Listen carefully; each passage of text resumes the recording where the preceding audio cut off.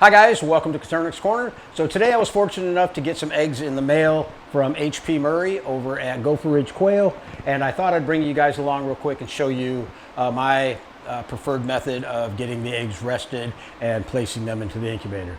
Now a lot of people, when they order shipped eggs, what they like to do is get them in, unbox them, and then set them on the counter for 12 to 24 hours just to let the eggs kind of rest a little bit. I have a little bit different technique that I use. Unless the eggs are really chilled, I won't worry about getting them into the incubator earlier. What I do is I'll take the eggs and I'll place them in the egg turner and place the egg turner into the incubator. I just won't plug the egg turner in. I'll let them sit in the incubator for about 12 hours, 24 hours, even up to 36 hours sometimes before I'll plug the turner in. So basically what I do first is I've got my egg turner out. I like to go through and disinfect the egg turner real quick. Basically what I'll do is I'll spray it down with either hydrogen peroxide or a 50-50 bleach solution, just enough to kill any germs that may be on the egg turner, and then I'll wipe it out real quick with some paper towel. Also, about 48 hours prior to receiving the eggs or setting the eggs, I like to get the incubator fired up. I want to make sure that the temperatures are stable. It gives me a good idea of where my humidity is running at that time. We're actually going to be doing a video pretty soon for the channel here on dialing in your incubators. I actually started that video a year or so ago and I never quite had a chance to finish it, so that's on my list of things to get done next. So this incubator has been fired up for 48 hours. I actually had to make some adjustments in the Inkbird because I use ThermPro thermometers. I had 3 of them in there and they were running a little bit on the warm side. So I went in and I adjusted the calibration setting in the Inkbird. I think it was off like 2 degrees, and that kind of matched my Inkbird up with the readings that I'm getting on my thermometers. So what we're going to go ahead and do now is we'll get the eggs in the turners, and like I say, I'll put them in the incubator, but we're just not going to plug it in.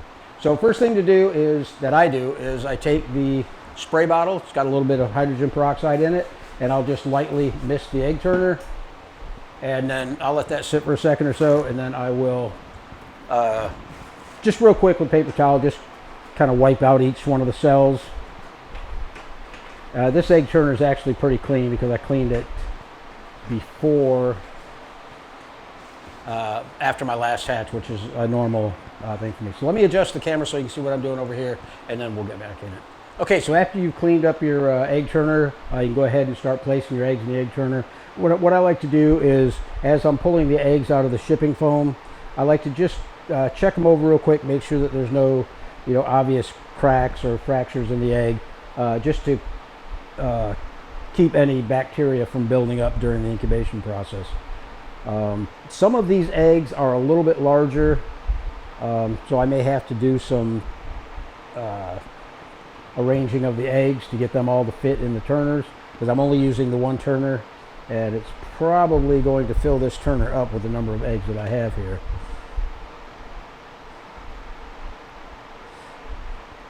Now if some of the eggs are stuck, which I feel like that one was, just be careful. Like I push up from the bottom of the foam, kind of push the egg up and pull the egg out, and like I say, just inspect the egg, make sure there's no obvious cracks or breaks in it as you're putting them in the turner trays.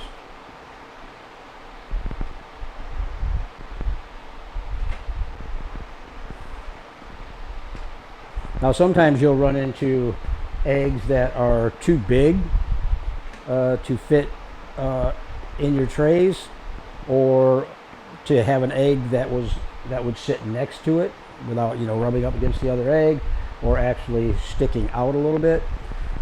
What I do is I just kind of go through, I put them all in, then I'll go through and I'll readjust the eggs just to make sure that as the turner churns, it's not going to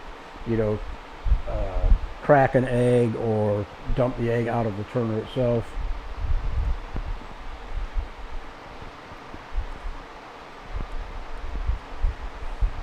Now I know a lot of people say that when you get hatching eggs in, like this egg here, it's got a crack in it. doubt you can see it, but there's a little bit of a dent in the eggs. That one got dented. We'll put that one off on the side. A lot of people say that you should not put the eggs in the incubator until they've had a chance to sit for a while to bring them up to room temperature. Well, I'm in Southwest Florida and it's pretty warm. When the eggs come in, I can tell, if they're cool or warm or not. And for the most part, they're always usually pretty warm, at least room temperature. So I don't worry about putting them in the egg turners right away and getting them in the incubator. The one thing that does for me is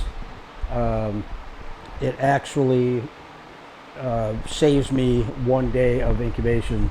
I don't have, if you sit them on the counter and you wait 24 hours or so, you just lost a day of incubation. So I go ahead and get them into the incubator and just don't plug the turner in.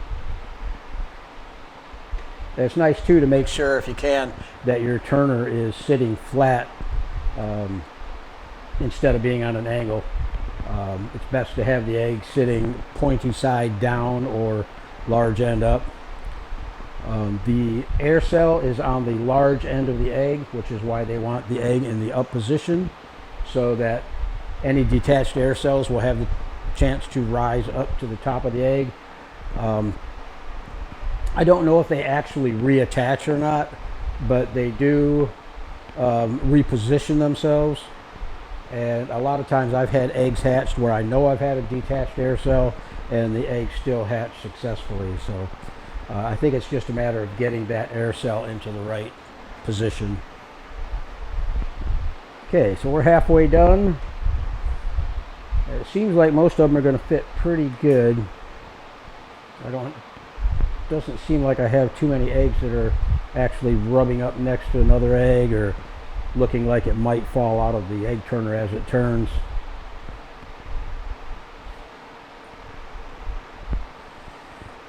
Now I know I had two incubators out here today. I had the DIY box and my Hatching Time CT60. See, here's another egg. I can already tell the feeling on the bottom. It's got a little bit of a dent into it. That probably is most likely from shipping. There was a hole on the side of the box. But back to what I was saying, I was going to use both incubators, and the CT60, I very seldom need to calibrate it. I usually just plug it in 24 hours early, let it come up to temperature. I'm pretty confident in the regulator on that machine, and it's always been pretty accurate for me. But on the DIY box, this is actually the first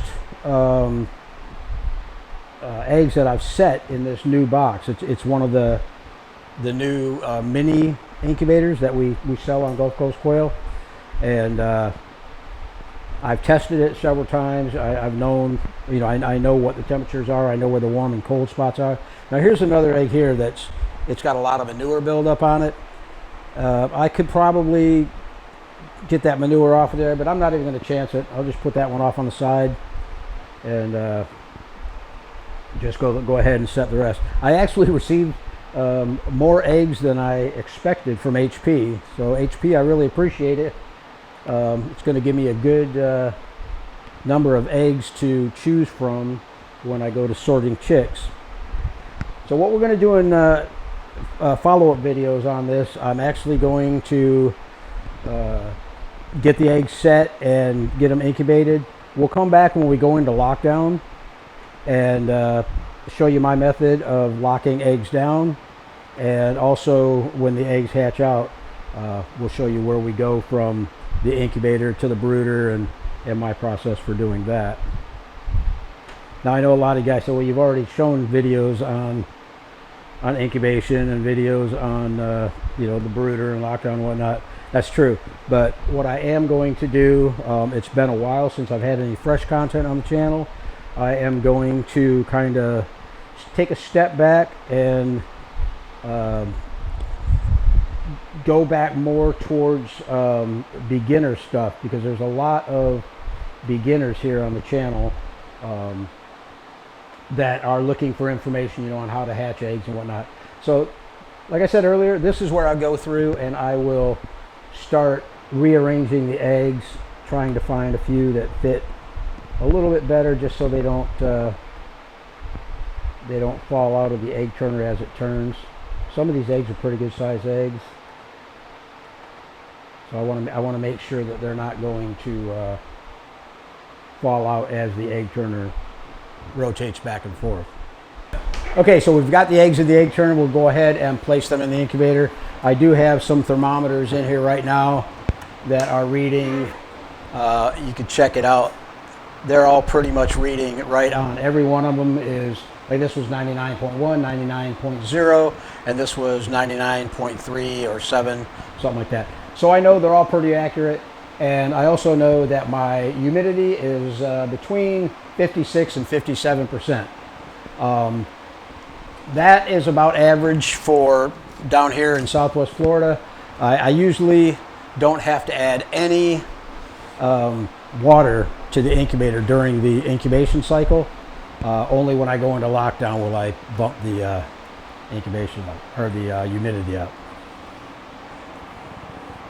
Okay, like I said, I am not plugging in the egg turner. I'm going to make myself a note just so I don't forget. But probably about this time tomorrow or tomorrow evening, I'll go ahead and plug the egg turner in and let the eggs, start their incubation cycle. So the biggest thing that I can recommend is make sure that you mark it on a calendar, in a notebook or whatever, the day that you set the eggs. I call this day 0. When I set them, 24 hours later it will be day 1. So that's how I count my eggs. I know some people start right at day 1 and then move on. I like to start at day 0, wait till the first 24 hours is up, then that's 1 day of incubation.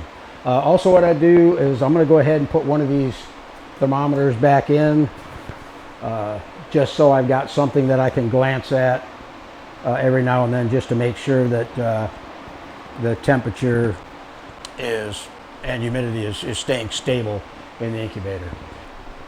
Okay guys, so I hope this gave you a little bit of an idea of how I prep my shipped eggs for incubation. I know a lot of people will say, you've got to set them on the counter for 12 to 24 hours. You can do that. If that's the way you want to do it, that's fine. I know some people say that they like to spray their eggs down with either hydrogen peroxide or a Listerine mix prior to setting their eggs. I don't do any of that. Basically, I get the eggs in, I check them over for cracks and fractures. I make sure that the eggs are clean that are going into the incubator, and then I just place them right into the incubator in the turner without plugging the turner in. After 24 hours, then I'll plug the turner in, and I'll actually be on day 2 of the incubation cycle once I get to that point. So guys, if you're not already subscribed to the channel, do so. It helps me out. You get notified of any new and upcoming videos if you hit that notification bell. So thanks for joining me, and we'll see you on the next one.